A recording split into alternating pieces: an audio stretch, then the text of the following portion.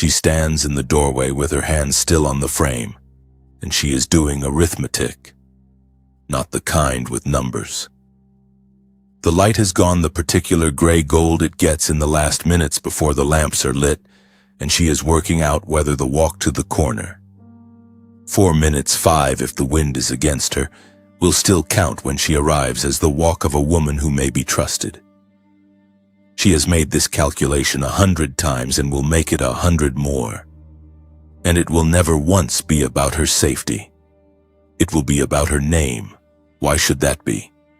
Why should a woman standing on her own doorstep, in a street she has known her whole life, need to ask a question that has nothing to do with whether anyone will hurt her, and everything to do with what she will be assumed to be if she is seen? Why should the failing light itself be able to turn a respectable woman into a different category of person simply by falling? That question sat underneath an enormous amount of ordinary life in the 19th century, and it did not stay a question of manners for long. In parts of England and Ireland, it became a matter of statute, of police discretion, of a doctor's table. This is the story of how a woman walking alone after dark went from an impropriety to, in certain towns, a crime, and of the women who lived on either side of that line, and the one woman who spent nearly 2 decades trying to erase it. Begin with the ordinary case because it is the one most people carry a rough sense of and understand least precisely. A woman of the middle class, unmarried in her 20s, living at home with her parents in a provincial English town in the 1860s. Call her a woman like many thousands then living. Not a person on any parish record, but a shape drawn from the conduct books, the memoirs, the etiquette manuals that sold by the tens of thousands and were read half in earnest and half as entertainment. The way anyone reads a rule book for a game they are already forced to play. Take an ordinary errand, and watch how the hour changes its meaning entirely. A friend has fallen ill, and word comes in the afternoon that she is asking to be sat with. In daylight, this is simple. A woman may walk across town alone to sit with a sick friend, and no one thinks twice because illness is a recognized, legible reason for a woman to be abroad, and the hour still belongs to the part of the day where a woman's presence on the street requires no explanation at all. But if the message arrives at 5 in a British winter with dusk already gathering, the same errand becomes a different proposition. Now a maid must be found to walk with her, or a brother fetched from wherever he is, or the visit postponed until morning regardless of how the friend is faring. Because the errand's motive, kindness, urgency, real need, counts for nothing against the simple visible fact of a woman alone on the street once the light has gone. The illness has not changed. The friend's need has not changed. Only the hour has changed, and the hour is what governs whether the same act reads as compassion or as something requiring an apology. She does not go unaccompanied to the theater. She does not walk to visit a friend on the far side of town without her sister or a maid or her brother if the maid cannot be spared. She can, by broad daylight, walk to the shops alone. Though even that had its gradations. A woman of a certain standing walking briskly with a clear destination read differently from a woman who paused, who looked in windows too long, who seemed, in the word the age used constantly and never quite defined, to be loitering. The escort itself did not need to be capable of protecting her from anything. That was never really its function. A younger brother of 12, a family's own maidservant, an elderly aunt who could barely manage the distance herself. Any of these satisfied the requirement because what they supplied was not safety but witness. Their presence converted a woman alone into a woman accompanied, and it was the accompaniment, not the character or capability of the person providing it, that the social reading depended on. This is why the custom survived so easily even in households that could not always spare a servant for the purpose. A woman's own younger sibling, sent along for no reason but to walk beside her, did the entire job. The one clear exception, and it is instructive, was courtship once formally declared. An engaged couple, their intentions publicly known and sanctioned by both families, could be allowed to walk out together unescorted in a way that would have been unthinkable a month earlier, before the engagement existed. The rule was never really about the physical presence of danger on the street. It was about which relationships the community had already agreed to certify, and an engagement was a certificate a woman could carry with her invisibly that a solitary walk could not provide. If you're finding this the kind of history that actually explains something about how ordinary life worked rather than just retelling names and dates, it costs nothing to subscribe, and it means the next one of these finds you without you having to go looking for it. Chaperonage was not a single rule. It was a texture, thickest around unmarried women of marriageable age and thinnest around the very young, the married, and the elderly, who were assumed to have either not yet entered the field of risk or already left it. Its logic ran on visibility. A woman's virtue in this framework was not simply a private fact about her conduct. It was a public fact, legible on the street, and legibility was the entire point. A married woman past 40 walking home at dusk was reading to any observer as a householder about her business. An unmarried woman of 22, alone in the same light on the same street, was reading as something the age had a great many uncomfortable words for, and one deceptively simple explanation. She must not have anyone to walk with her, and a respectable woman always has someone to walk with her. The absence of an escort was not incidental to the judgment. It was the evidence.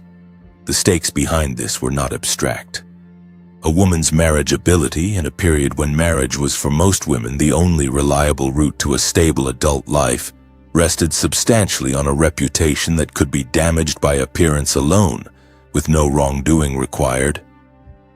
To be seen walking alone with a man she was not engaged to, or to be seen out unescorted at an hour that invited comment, could be enough to have her spoken of as compromised, a word that did an extraordinary amount of damage while describing nothing more than what had been witnessed, never what had actually occurred.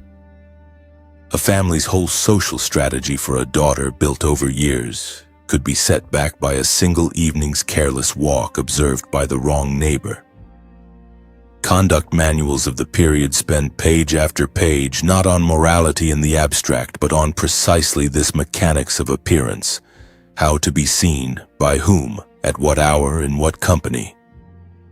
Because the authors understood correctly that this was the actual currency their readers were trading in. Virtue itself was assumed. What was managed relentlessly was its visibility. What this cost in practical terms was freedom of movement measured in ordinary daily inches. A woman could not sit an examination, attend a lecture, work a late hour at a trade that kept respectable hours in every other sense, or nurse a sick relative across town without first solving the same repeated problem. Who will walk with me back? Diaries and letters from the period return to it so often and so unremarkably that its unremarkableness is the tell. This was not treated as oppression by the women living it most of the time so much as weather. You planned around it the way you planned around rain. A woman missing a service or a visit because no escort could be found is recorded again and again without complaint as a simple fact of the day, the way we might note that a train was delayed. But weather has causes, and this weather had one worth naming plainly.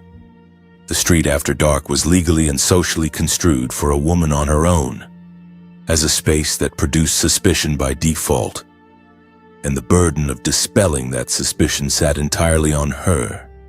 If you want to feel where this pressure came from, you have to look at what the street itself had become by the 1860s, because the etiquette did not invent its danger out of nothing.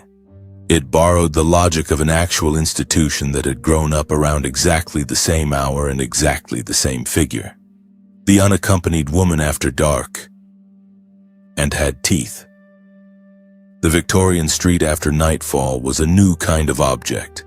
Gaslighting had spread through British towns from the 1820s onward, and it changed the night from something total into something partial. Pools of light strung along main thoroughfares, and between them stretches of a darkness now made stranger by contrast rather than uniform. A gaslit street corner did something a fully dark lane never had. It created a stage. People could be seen standing in it, seen loitering in it, seen approaching or being approached in it in a way that torchlit or unlit streets simply hadn't allowed. And where there is a stage, there is an audience.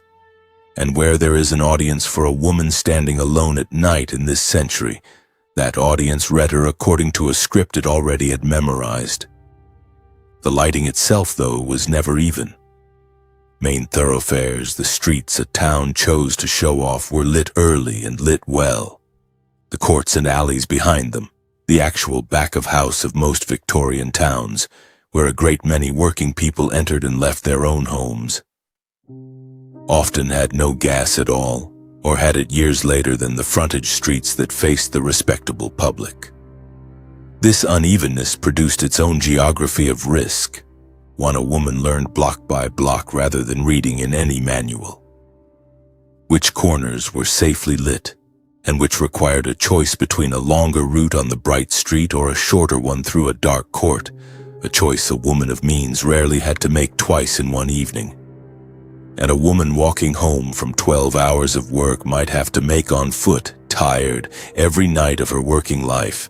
The new municipal and metropolitan police forces, established through the 1820s to the 1850s, took on as one of their explicit functions the regulation of the street at night, and a woman walking alone after dark, especially one who paused or who was approached and did not immediately move on, or who stood near known haunts of the trade, could be treated by a constable as a person to be questioned regardless of what she was actually doing. This was not written into statute as a general rule for all of Britain. It did not need to be because it operated as discretion. The same word that appears in police manuals and magistrates' comments of the period again and again. An officer's judgment of the appearance of the person was in itself sufficient grounds to stop a woman and ask her business. For a working woman without the visible signals of respectability, the right clothes, the right destination, the right company, that judgment could fall against her simply on the strength of the hour and her solitude. Underneath that discretion sat older law that had never gone away. The Vagrancy Act of 1824, still enforced throughout this period, made it an offense for a common prostitute to behave in a riotous or indecent manner in any public street or thoroughfare, and left the term riotous or indecent almost entirely to the judgment of the arresting officer. Standing still too long on a corner, being seen in conversation with a man on the street, walking the same stretch of pavement more than once in an evening. Any of these could be read at an officer's discretion as sufficient. The word loitering did an enormous amount of quiet work in this legal architecture. It named no specific act.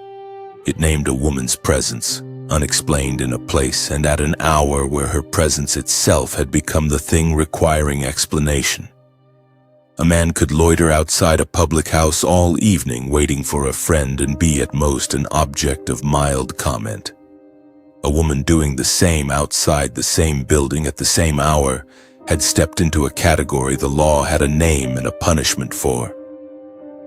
This is the hinge on which the whole story turns, and it is where the two women of this film, the sheltered daughter making her calculation on the doorstep, and the woman who has no doorstep to retreat behind because the night is when her work happens, begin to occupy entirely different levels of risk while appearing to a passing eye to be doing the same thing, walking alone after dark. Because in a specific and documented set of towns in Victorian England and Ireland, that discretion was not merely social, it was law. Beginning in 1864 and expanded in 1866 and again in 1869, Parliament passed a series of statutes known as the Contagious Diseases Acts, aimed at controlling venereal disease among soldiers and sailors in garrison and port towns. The mechanism was simple to describe and devastating in practice. In the towns named under the Contagious Acts, among them Portsmouth, Plymouth, Chatham, Aldershot, Colchester, Canterbury, Dover, Winchester, Windsor, and Cork and Queenstown in Ireland, a plainclothes officer attached to the scheme could require any woman he suspected of being a common prostitute to submit to a compulsory internal medical examination. If she was found in the doctor's judgment to be infected, she could be confined in a locked hospital ward, termed a lock hospital, for a period that under the later acts could run to months. If she refused the examination outright, she could be brought before a magistrate and imprisoned for that refusal alone. The word to sit with here is suspected. The acts did not require a conviction, a charge, or even a witnessed act. They required only an officer's belief formed from appearance, from location, from the hour, from whether a woman was alone. A woman stopped on her way home from a night shift in a garrison town, walking the same street at the same hour she walked it every working night of her life, could be named under this suspicion on exactly the same grounds that made the respectable daughter across town uneasy about her own 5-minute walk to the corner. The simple, visible fact of being a woman, alone, after dark. The etiquette book and the police statute were reading the same evidence. One imposed embarrassment. The other imposed a doctor's table and, if she resisted, a cell. There is no reliable way to say precisely how many women were examined under the acts across their currency. And this film will not invent a number to make the point land harder. The honest fact is scale enough.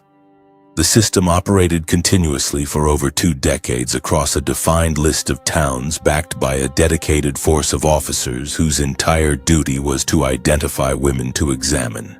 And it did so on the authority of suspicion alone. That is the number that matters. Not a count, but a structure. One built to require nothing more than a woman's presence, unescorted in the wrong hour and the wrong street to set the machine in motion. The bureaucracy built around that structure had its own grim thoroughness. A woman named under the acts and found on examination to be free of disease was not simply released and forgotten. She could be entered onto a register and issued a periodic certificate and required to return fortnightly for re-examination. For as long as the authorities kept her name active on the list, a woman's body in effect made subject to a standing appointment she had never agreed to and could not easily have struck from the record. To be named once was to risk being named permanently. Filed among the small, sanctioned population of women the garrison town had decided to treat as a fixture of its own sanitary machinery, rather than as its residence. Picture what the fortnightly appointment actually meant for a woman entered onto that register. A woman like many who passed through the system in these towns across 2 decades. She did not simply carry a piece of paper, she carried a schedule that now governed a portion of her life the way a rent day or a wage day governed everyone else's. A fixed date she could not miss without consequence. A walk to a designated house or hospital where she waited, often among other women in the identical position, for an examination she had no power to decline without inviting the same imprisonment that had brought her onto the register in the first place. Her name, once entered, did not simply vanish because she changed her situation, found other work, or left the trade the acts assumed she practiced. Coming off the register required proving a negative to officials who had little incentive to remove a name once it was filed, and in the meantime, the fortnightly walk continued, publicly visible to anyone in the town who recognized where she was going and why, which was itself its own quiet sentence, served in installments long after any original suspicion had been raised and never properly tested. The towns on the schedule were not chosen at random. They were chosen because they held large concentrations of unmarried soldiers and sailors, barracks towns like Aldershot and Colchester, dockyard towns like Plymouth, Portsmouth, and Chatham, where the economy of the town and the economy of the garrison had grown into each other so completely that half the ordinary trades of the place existed to serve the men stationed there. It was this same proximity, the same shared economic fabric that put ordinary working women, laundresses, market women, women in service to garrison-adjacent households, into the same streets at the same hours as the population the acts were built to police. Now hold the two threads together, because this is where the story stops being an abstraction and becomes something closer to a life. Picture a woman in one of these towns who is not a figure from a conduct manual but a servant, a laundress, a woman who takes in mending, someone employed in the trades that keep a garrison town running, feeding, clothing, cleaning up after several thousand soldiers and the economy that surrounds them. Her hours are not her choosing. Laundry is collected and delivered at the hours the households and barracks demand it. Domestic service ends when the family's evening ends, which in a house with guests can be very late. A woman minding a market stall packs up after the last customer, not before. None of these were disreputable trades. All of them in a garrison or port town could put a woman on the street alone in the exact hour and the exact posture the acts were built to catch. Consider the actual shape of her evening. A laundress finishing a household's washing does not choose her hour. She works until the linen is done, and in a house with guests or an officer's dinner running late, that can mean well past dark. A woman in domestic service is bound entirely to her employer's clock, free only once the family's needs for the day are met, which in winter can mean stepping onto the street in full darkness as a matter of routine rather than exception. A woman minding a market stall at the edge of a barracks town packs away her stock only once trade has stopped, and trade in a garrison town often ran latest around the very hours the off-duty men were free to spend their pay. None of this was disreputable. All of it placed her night after ordinary night on the same streets, at the same hour, in the same solitude that the acts had defined as sufficient grounds for suspicion. She cannot solve this the way the sheltered daughter solves her version of the same problem, by simply not going out, by waiting for an escort, by rearranging her evening around the failing light. Her work requires the hour. The math the doorstep woman does as a matter of comfort and reputation, this woman must do as a matter of genuine legal exposure, and she cannot opt out of the calculation by staying home, because staying home costs her the wage that keeps her housed. She is exposed to arrest not despite doing everything right, but because doing everything right, working the hours her employment demands, placed her night after night inside the precise conditions the law had defined as suspicious. There was no document she could carry that settled the question in advance. A reference from an employer spoke to her character in general, not to her presence on a particular street at a particular hour. It could be produced later to a magistrate, but it could not be produced on the spot, in the moment an officer chose to stop her, in a form that ended the encounter before it began. The entire apparatus therefore ran on an asymmetry of proof.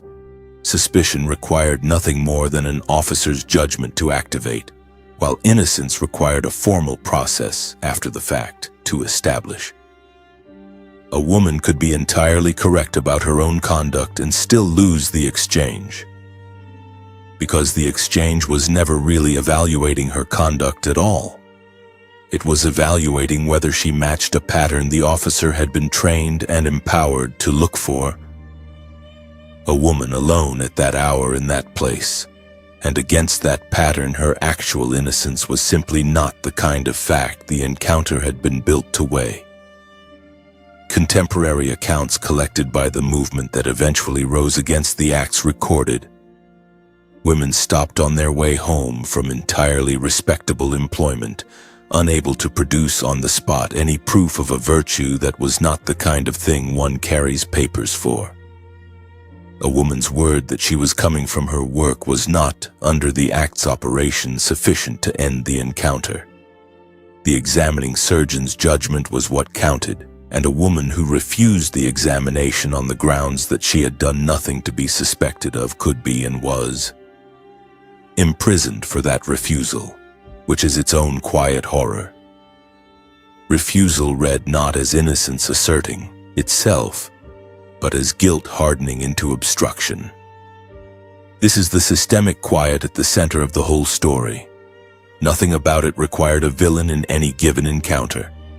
An officer following his instructions. A surgeon performing an examination he had been legally empowered to require. A magistrate applying a statute exactly as written. Every actor in the chain could be and largely was simply doing an assigned job. The harm did not need cruelty to produce itself. It needed only the ordinary operation of a system built on suspicion as sufficient cause, applied to women whose only visible offense was their solitude at an hour their lives required them to be out in. If you want to feel the size of the gap between the two women this film is following, hold this image against the one from the opening. One woman stands on a doorstep weighing whether a 5-minute walk will cost her a raised eyebrow at church on Sunday. The other has already left that doorstep behind. She has no house to retreat into before dusk because her house is on the far side of the same walk that might end, for her, in a locked ward. Both are reading the same failing light. Only one of them is reading it as a matter of life management. The other reads it as a possible arrest. If this is the kind of history that makes you want to know what happened when women finally pushed back against it, tell me in the comments, because that pushback is its own story and it deserves the rest of this one to do it properly. Into this arrangement in 1869 walked a woman who had already spent a decade doing charitable and reform work among women in poverty, and who would spend the better part of the next 2 decades making the repeal of the Contagious Diseases Acts her life's central task. Her name was Josephine Butler. Butler was, by the standards of her era, an improbable leader for this fight. She was married, respectable, the wife of a clergyman and school administrator, a woman whose own social position gave her exactly the kind of protection the working women under the Acts did not have. She could have spent her life entirely inside the sphere the doorstep woman occupied. What moved her out of it by her own account was grief. In the early 1860s, her young daughter died in a fall at the family home. And in the aftermath, Butler sought out work that would place her among suffering greater than her own, rather than let her sit inside it. She began visiting a Liverpool workhouse and from there began working directly with women in poverty, who had turned or been driven to prostitution, at one point opening her own home for women trying to leave the trade. By the time the Contagious Diseases Acts became her cause, she was not approaching the subject as an outsider forming an opinion from a distance. She had already spent years sitting with the women the acts were written to police. In 1869, she became a founding figure of the Ladies' National Association for the Repeal of the Contagious Diseases Acts, an organization of women, itself a striking fact for the period since public political campaigning by women was widely regarded as improper in exactly the terms this film has already traced. Built specifically to fight a law that most respectable society preferred not to discuss in mixed company at all. Her argument, developed across speeches, pamphlets, and testimony before parliamentary committees over the following years, ran along several connected lines, and the one she returned to most insistently was the plainest. The acts examined and confined only the women. A soldier who had visited a woman named under the acts underwent no equivalent inspection, faced no equivalent register, risked no equivalent confinement, though he was, by the logic of the disease itself, exactly as capable of carrying and spreading it as she was. Butler argued that this asymmetry was not an oversight in an otherwise even-handed public health measure, but the entire point of the law as actually written. A statute built to regulate the bodies of poor women in the name of protecting the health of the men who use them, while asking nothing at all of the men themselves. She argued that the acts punished women for a trade that required, by definition, a man on the other side of every transaction, while placing no equivalent medical or legal burden on the soldiers and sailors who were the other half of the same exchange. She argued that the power given to police to determine by suspicion alone which women could be compelled to an examination amounted to placing an entire class of working women permanently at the discretion of any officer who chose to name them, with no meaningful means of appeal before the fact. And she argued, most damningly, for a parliament that preferred to think of the acts as a matter of public health rather than public morality, that a law which could reach a woman on her way home from honest work and treat her solitude and her hour as evidence against her was not protecting public health at all, but formalizing under state authority exactly the same suspicion the doorstep etiquette applied informally to every unescorted woman in the country. The campaign was long, unglamorous, and often dangerous in its own right. Butler traveled the country giving public addresses on a subject most respectable audiences considered unfit for a lady to raise at all, and at some of those meetings, in garrison towns whose local economies depended in part on the very system she was attacking, she and her fellow campaigners faced hostile, occasionally violent crowds and had to be escorted from halls under protection. Newspapers of the period that supported the acts painted her and the Ladies' National Association as women who had forfeited their own claim to respectability by speaking publicly of such matters at all, which is its own small proof of exactly the double bind this film has been describing. A woman speaking about the sexual policing of women was, by the standards of the age, committing much the same impropriety as a woman walking alone after dark. The subject itself was treated as a kind of darkness a respectable woman ought not to be seen entering, and Butler entered it anyway, repeatedly for the better part of 2 decades. Butler and her allies pressed their argument through every channel available to women who could not themselves vote or sit in Parliament. Public meetings, pamphlets, petitions gathered by the hundreds of thousands of signatures and testimony placed before the Royal Commission that Parliament eventually convened in 1871 to examine the Act's operation. The Commission's own hearings put on record the same pattern the Association had been describing: women named under suspicion with no requirement that the suspicion be tested before the examination was compelled, and no meaningful path of appeal available to a woman before the fact. The Acts were suspended from operation in 1883 following years of parliamentary pressure that Butler's campaign had built almost single-handedly among a coalition of reformers, and were formally repealed by Parliament in 1886. 17 years start to finish from founding the association to seeing the statute struck from the books. Not a swift victory, and not one Butler achieved alone, but one in which her sustained, specific, evidence-led argument against the mechanism of suspicion was central to how the case was eventually won.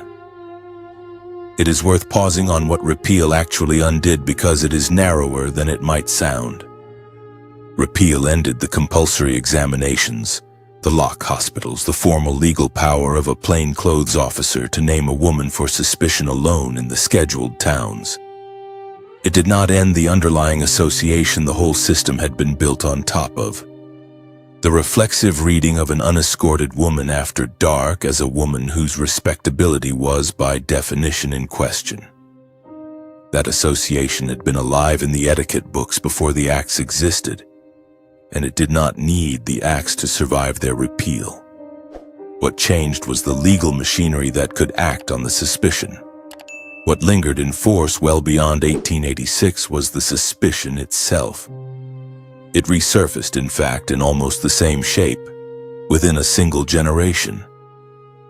During the First World War, under wartime regulations passed to protect the fighting strength of the army, women found in the vicinity of military camps could again be required to undergo compulsory medical examination if a serviceman was believed to have contracted venereal disease from them on suspicion alone, with imprisonment as the consequence of a positive finding. The mechanism Josephine Butler had spent 17 years dismantling, a woman's presence near soldiers after dark, unescorted, treated as sufficient legal cause to compel her body to a doctor's table. Returned to the statute book within living memory of the women who had marched, petitioned, and been shouted down at public meetings to have it removed the first time. It was itself repealed only a matter of months after being introduced, following renewed protest from many of the same reforming networks Butler's campaign had built. The recurrence is not proof that nothing had changed. It is proof of how easily the underlying logic, suspicion of an unescorted woman as sufficient legal cause, could be rebuilt almost overnight whenever the state again wanted a tool that ran on exactly that assumption. So return, at the end, to the doorstep, because that is where the whole shape of this becomes visible at once. The woman standing there in the gray-gold light is not weighing a danger that has nothing to do with the woman in the garrison town 3 counties away, walking home from her laundry work at the same hour.